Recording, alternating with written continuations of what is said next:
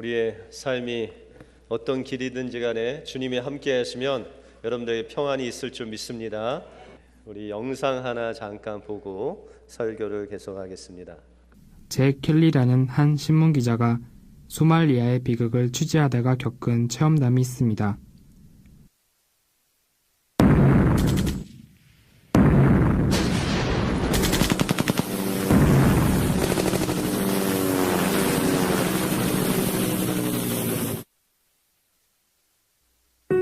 기자 일행이 수도 모가디슈에 있을 때의 일입니다.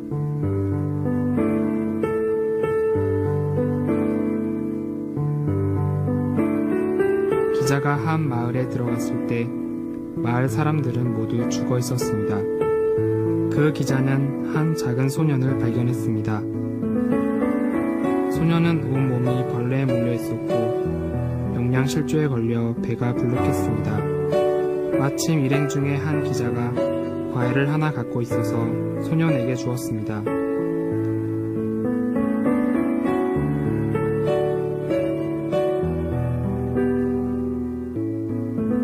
그러나 소년은 너무 허약해서 그것을 들고 있을 힘이 없었습니다.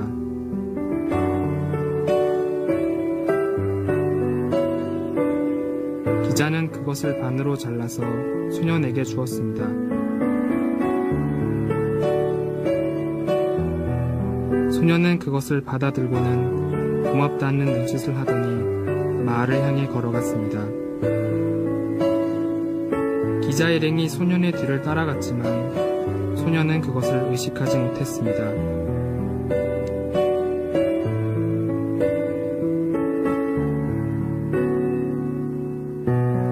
소년이 마을에 들어섰을 때 이미 죽은 것처럼 보이는 한 작은 아이가 땅바닥에 누워 있었습니다. 아이의 눈은 완전히 감겨 있었습니다.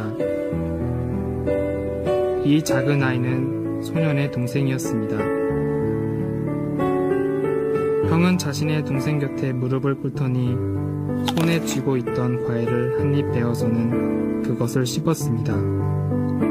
그리고는 동생의 입을 벌리고는 그것을 입 안에 넣어주었습니다.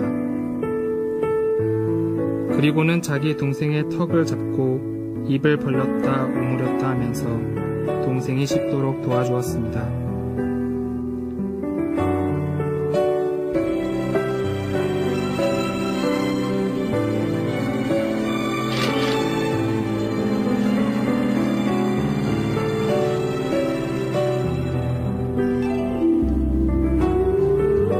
기자 일행은 그 소년이 자기 동생을 위해 보름 동안이나 그렇게 해온 것을 나중에야 알게 되었습니다. 기자 일행이 형제를 난민 캠프로 옮겼으나 며칠 뒤 결국 소년은 영양실조로 죽었습니다. 그러나 소년의 동생은 끝내 살아남았습니다.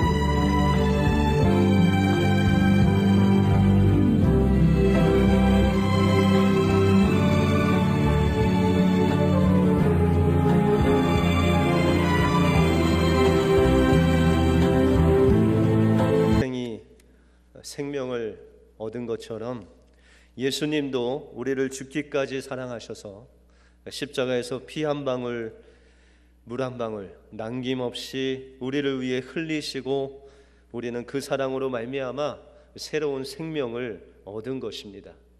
우리가 오늘 예배 드리고 있는 이 예배란 것은 예수님께서 우리에게 행하신 그 십자가 사랑과 은혜에 감사하면서 하나님의 사랑을 하나님 앞에 올려드리는 것, 다시금 정성 어린 그 마음을 응답하고 사랑을 고백하는 것이 바로 예배라는 것입니다.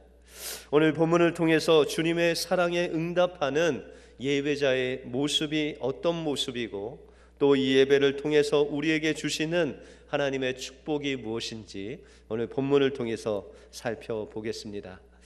먼저 주님의 사랑에 응답하는 예배자의 모습은 하나님이 보시기에 심히 아름다운 모습이라고 말씀하고 있습니다.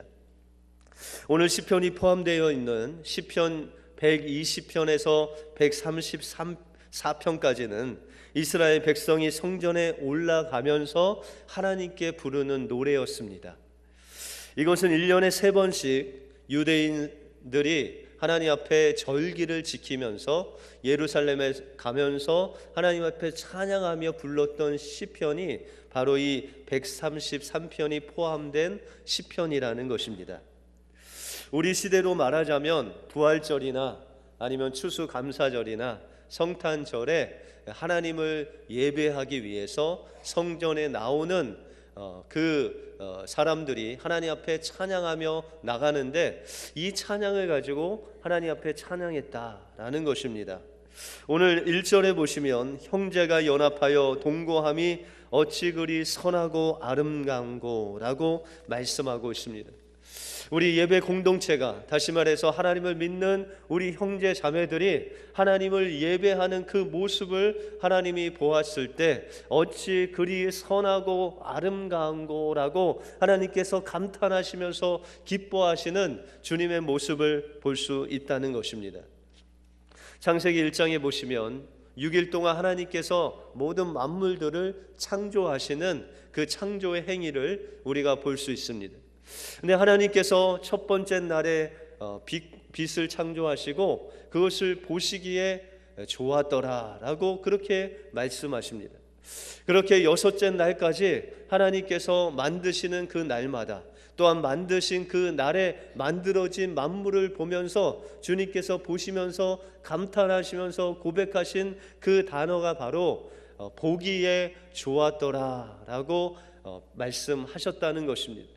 하나님께서 그 만물을 보시면서 마음에 흡족히 여기셨던 그 고백과 같이, 또한 6일째 되는 마지막 날에 하나님께서 특별히 인간을 만드시고 하나님께서 표현하신 그 표현이 심히 좋았더라라고 말씀하고 있다는 것입니다.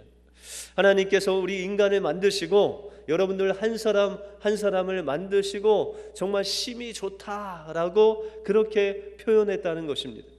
여러분들 지난주에 2명의 생명이 이 땅에 태어났습니다.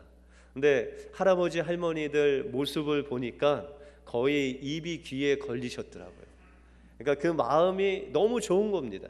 표현은 안 하셔도 막 자랑하고 싶은데 그 마음속에 막 갖고 있는데 얼굴로는 표현이 됩니다. 그 표현이 바로 하나님이 예배하는 여러분들을 보실 때 그 마음이 있으시다는 거예요. 여러분들이 예배하고 하나님의 사랑을 고백하고 하나님을 정말 마음껏 찬양하는 그 여러분들의 모습을 보시면서 하나님의 마음에 말할 수 없는 기쁨이 있다라고 말씀하고 있다는 것입니다. 그래서 오늘 본문에는 형제가 연합하여 동거함이 어찌 그리 선하고 아름다운고 하나님께서 그렇게 표현하시고 기뻐하시고 계시다는 것입니다. 그런데 이 하나님께서 기뻐하시는 형제의 모습들은 바로 우리가 주님이 주신 사랑을 가지고 하나님 앞에 예배하는 것뿐만 아니라 서로를 사랑하는 것, 형제를 사랑하는 것, 그 사랑으로 완성된다고 말씀하고 있습니다. 그래서 예수님께서는 마지막 십자가를 지시기 전에 이 제자들의 발을 씻기시고 그 제자들에게 마지막 세 계명을 주시는데, 그것이 바로 내가 너희를 사랑한 것 같이 너희도 서로 사랑하라 라고 그렇게 말씀하십니다. 바로 이 형제를 사랑한다는 것, 그것이 하나님께서 우리에게 주신 그 미션의 완성이다라고 말씀드릴 수 있다는 것입니다. 우리가 탈무드에 보시면 이스라엘에 두 형제가 나옵니다. 이 두 형제는 한 형은 나이가 들어서 결혼하여 아내와 자녀가 있었고, 또한 그 동생은 아직 결혼을 안 해서 싱글로 있었습니다. 그런데 어느 날, 세월이 흐르는 어느 날, 이 아버지가 나이가 들으셔서 이제 하나님 품으로 돌아가셨습니다. 근데 이 아버지가 돌아가시면서 유산을 남겼는데, 그것이 바로 농사여 지어서 나온 옥수수와 또한 사과를 이 형제들에게 반반씩 나눠주시고 세상을 떠났습니다. 아버지가 돌아가시자 재산을 물려받은 이 두 형제는 똑같이 그것을 나누고 자신의 곳간에 그것을 잘 보관했습니다. 그러나 밤이 어두워지자 동생은 생각하기를 형은 결혼해서 그의 아내와 자녀들이 있으니까 이것 가지고 먹고 살기가 좀 힘들겠다라고 생각하고 자신의 곳간에 있는 그 아버지가 물려준 그 옥수수와 사과를 밤새 그 형 곳간으로 옮겨 놓길 시작했습니다. 그런데 형도 형대로 생각하기를 나는 아내와 자녀들이 있으니 내가 늙어서도 별 걱정 없겠지만 내 동생은 아직 결혼도 안 하고 싱글이니 미리 저축해 놓은 것이 좋겠다라고 생각하고 그는 밤새도록 자기의 몫을 그 곳간에서 가져다가 동생 곳간에 채우는 그런 서로 채우는 그런 일들을 했습니다. 이제 아침에 깨어나서 이 형제들이 보니까 자신의 곳간에 변함없이 아버지가 물려준 그 옥수수와 사과가 쌓여져 있는 것을 보고 그 다음날 밤에도 동생은 형 곳간에, 형은 동생 곳간에 계속 곡식을 서로 나르는 일들을 했습니다. 이렇게 3일이 지나고 사흘이 되던 어느 밤에 이 형제가 동일하게 그 곡식을 다른 그 형과 동생 곳간에 올리고 있는 그 중간에 서로 만나게 됩니다. 그리고 그 아버지를 잃은 슬픔과 또한 서로 사랑하는 그 형제애를 느끼면서 서로 부둥켜 안고 울었다고 합니다. 그 울었던 곳을 이 예루살렘의 어느 곳에 기념하여 그 형제를 기념한다고 합니다. 여러분들, 우리는 주님의 십자가 사랑으로 다시 태어난 하나님의 자녀들입니다. 그래서 우리만 생각하는 것이 아니라 우리 형제들이 어려울까, 좀 힘들지 않을까 생각하고 주님의 사랑을 나누어 주는 그 형제를 나누고 사는 것이 바로 예수님께서 마지막으로 그 제자들에게 유언하신 바로 서로 사랑하라. 이것을 내가 너희에게 명하노니 새 계명을 주노니 서로 사랑하라는 주님의 말씀이며 언약이라는 것입니다. 바로 이것이 서로를 사랑하고 정말 하나님을 사랑함으로 예배하는 그 모습이 하나님께서 우리를 창조하신 그 목적이라고 말씀하고 있다는 것입니다. 우리가 서로를 사랑하고 주님을 사랑함으로 예배할 때 주님께서 우리를 보시고 심히 좋다라고 말씀해 주신다는 것입니다. 하나님이 기뻐하시는 그 예배의 모습, 형제를 사랑하는 그 모습으로 살아가심으로 하나님께서 주시는 그 영원한 생명을 누리시는 여러분들의 삶이 되시길 바랍니다.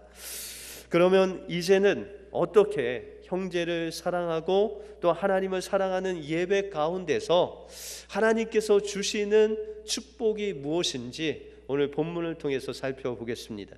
첫째로 하나님은 예배를 통해서 성령의 기름 부음의 축복을 우리에게 주신다라고 말씀하고 있습니다.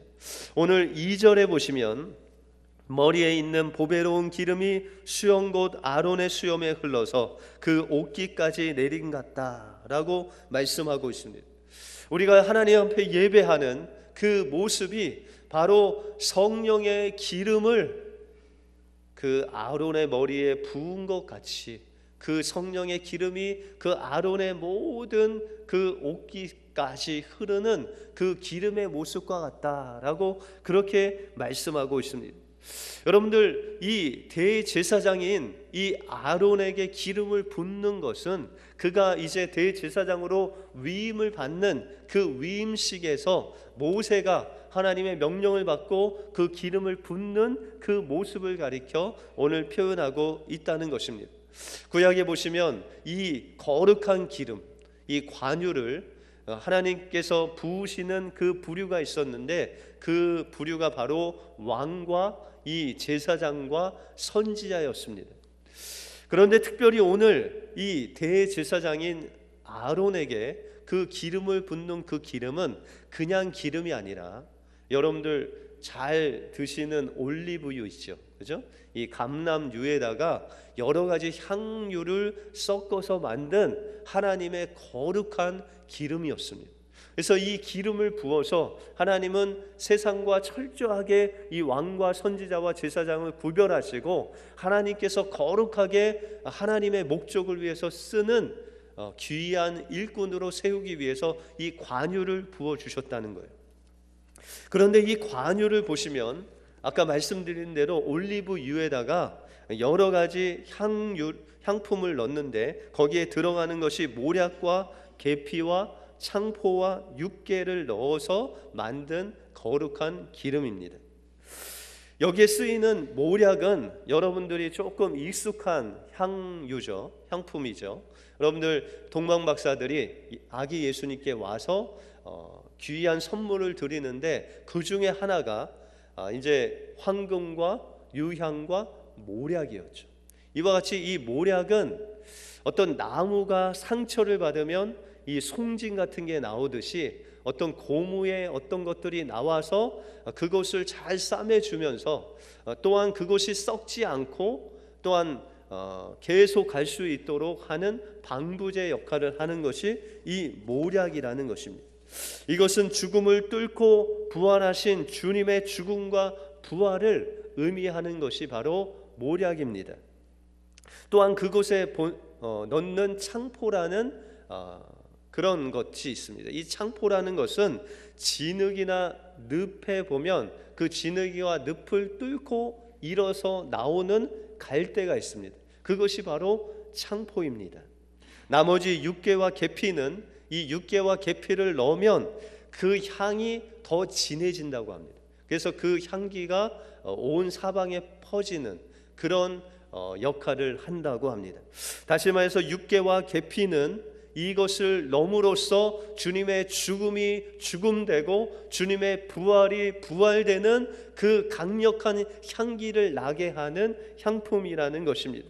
그래서 우리가 신약 성경에 하나님께서 우리의 심령 속에 내주하신 이 성령님은 그냥 하나님의 영이 아니라 예수님의 그 죽음이 죽음되게 하시고 주님의 부활이 부활되게 하셔서 우리의 삶 속에서 예수 그리스도의 향기를 드러내는 예수의 영이 바로 성령님이시라는 것입니다.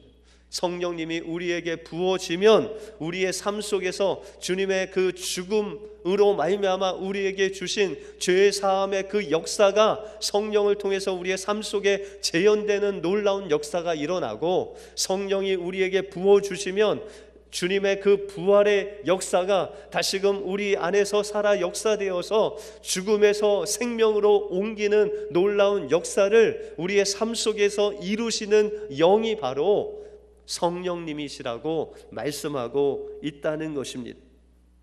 그래서 다윗에게 이 성령의 기름이 부어졌을 때, 다윗이 찬양했을 때 악귀가 떠나가고, 다윗이 하나님께 기도하고 나갔을 때 골리앗도 이기는 놀라운 역사가 바로 이 다윗이 하나님을 찬양하며 예배하는 그곳에 성령의 기름 부으심이 있었다는 것입니다. 여러분들 삼손을 잘 아시죠? 삼손이 하나님의 그 임재를 경험함으로 많은 하나님의 대적들을 이기며 나갔습니다. 그런데 한 여인에게 속음으로 인해서 이 삼손은 마지막 그 날에 눈이 빼지고 또한 노예로 철로 사슬로 묶여있는 그 연약한 인생이 되었습니다. 그럼에도 불구하고 이 삼손이 하나님 앞에 부르짖습니다. 그의 재주를 보기 원하고 그의 그 눈이 없는 그 상태에서 삼손을 희롱하려는 그 블레셋 사람들이 모인 그곳에서 두 기둥을 잡고 그 삼손이 마지막으로 하나님 앞에 부르짖습니다.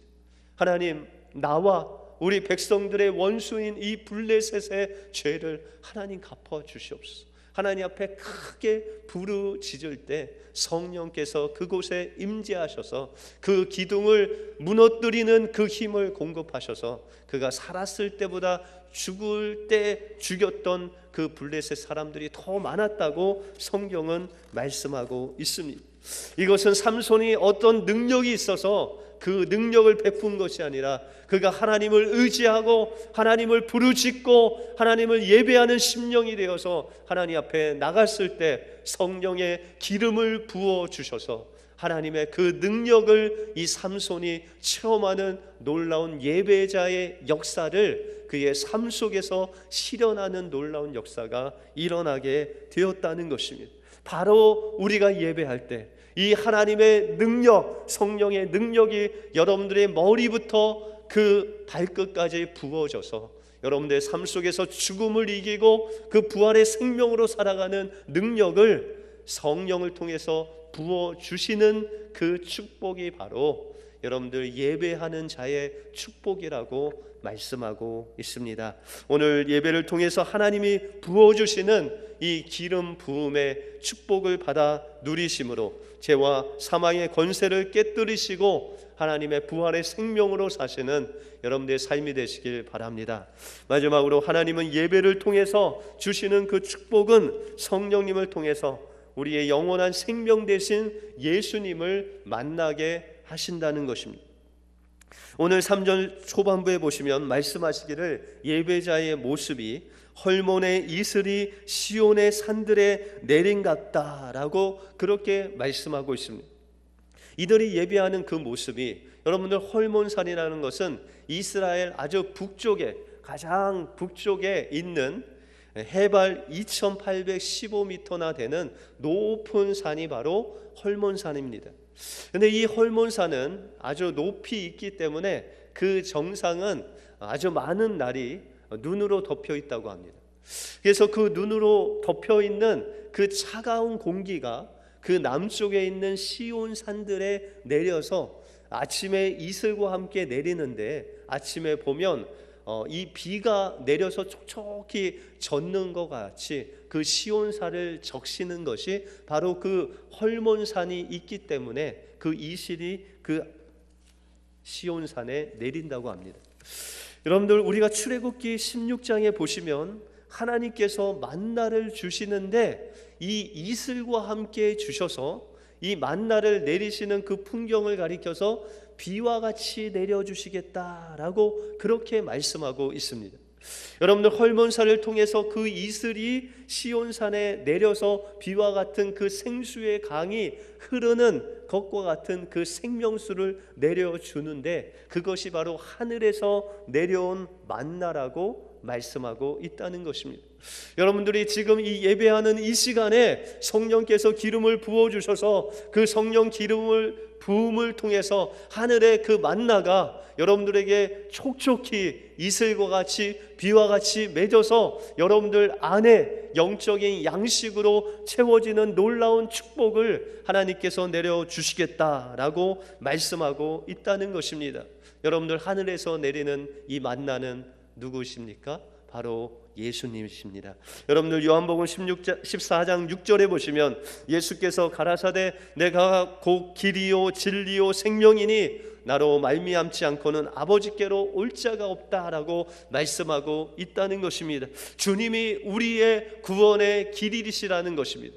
주님이 우리의 생명이라는 것입니다. 주님이 바로 우리의 참 되신 진리라고 말씀하고 있다는 것입니다.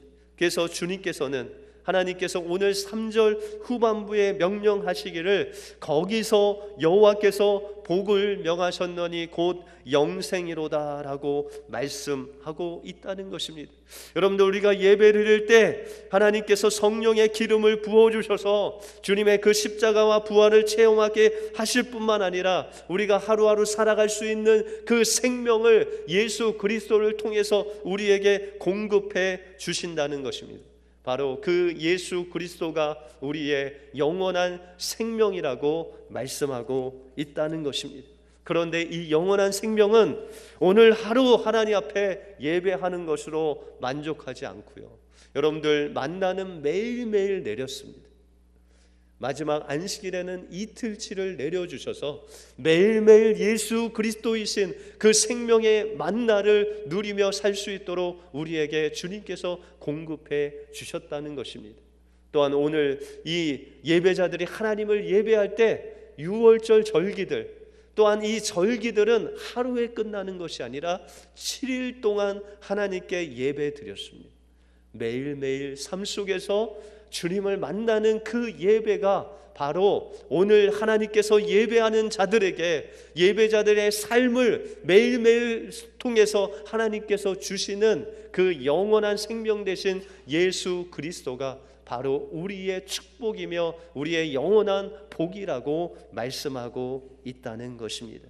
그러므로 우리는 하나님께서 우리에게 주신 사랑, 그 사랑을 가지고 매일매일 삶 속에서 예배해야 됩니다. 그 예배의 구체적인 모습이 바로 우리의 형제를 사랑하는 것입니다.